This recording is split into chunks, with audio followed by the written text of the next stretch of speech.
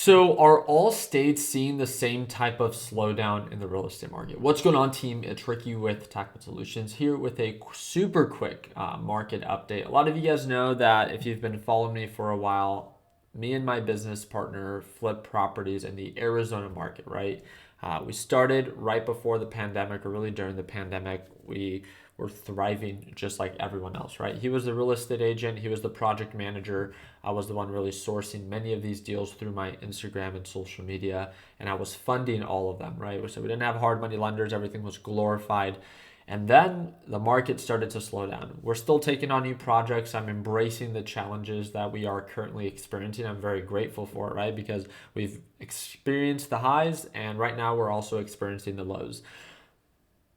But the lows are different in depending on the states that you're in, right? And I think this is kind of like the misunderstanding that a lot of people might have, as you know, I might be saying one thing about the real estate market and some people might not agree.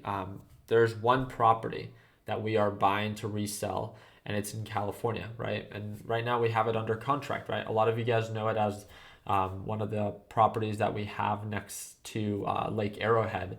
And this property originally was purchased for about $300,000.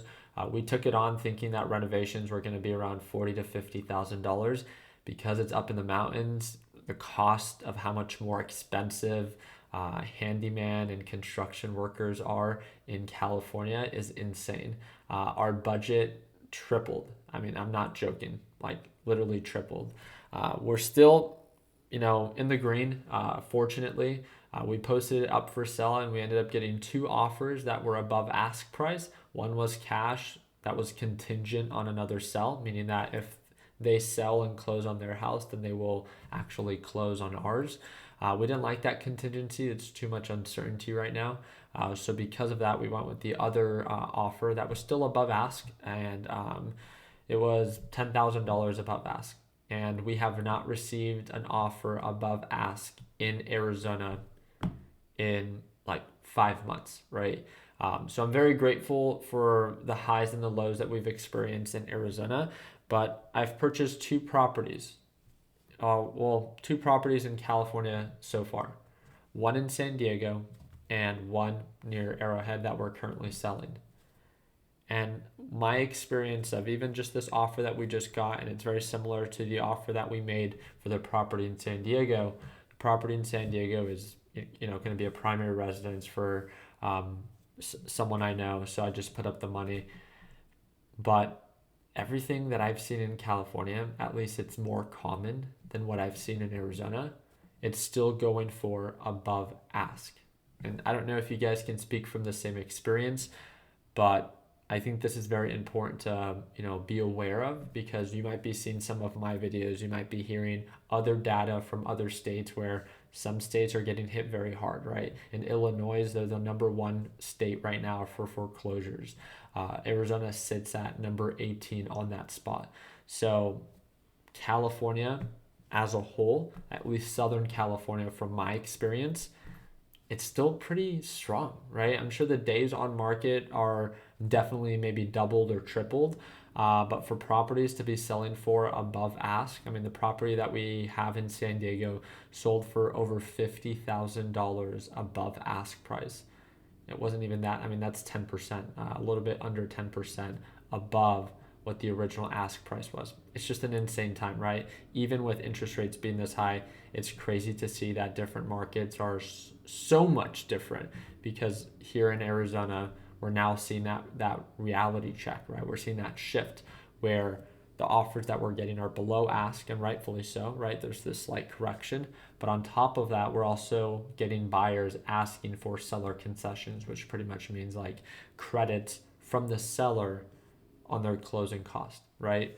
And we have not been asked for any of that in California because demand is still so high. I just thought I'd update you guys. I like to not only update you guys on the highs, but I like to update you guys on the lows.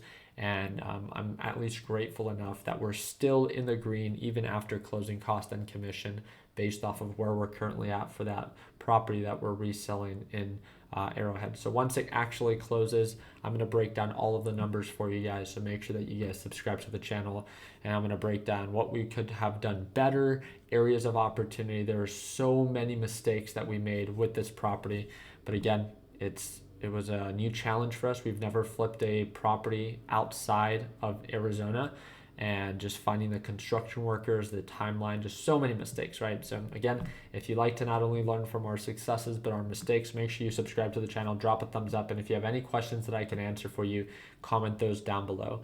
Friendly reminder, if you're in the Arizona market and you're interested in potentially selling your house, feel free to send myself or my business partner, Nick Palladino, a direct message via Instagram. It's going to be linked down in the description. Send us a direct message, preferably Nick. He responds to his messages a little bit quicker than I do. Just send him your property, how much you're asking for it. We pay cash, and that's pretty much it, right? We can close in about 10 days. We're open to different, type of, what's it called, just ideas that you might need as you transition out of that property. So, but again, if even in the smallest way, you're interested in selling your house, or you know someone interested in selling their house, send us a direct message. We'd love the opportunity to be able to make you a cash offer and a quick and easy close. So like always, let's make sure that we end the year on a green note. Take it easy, team.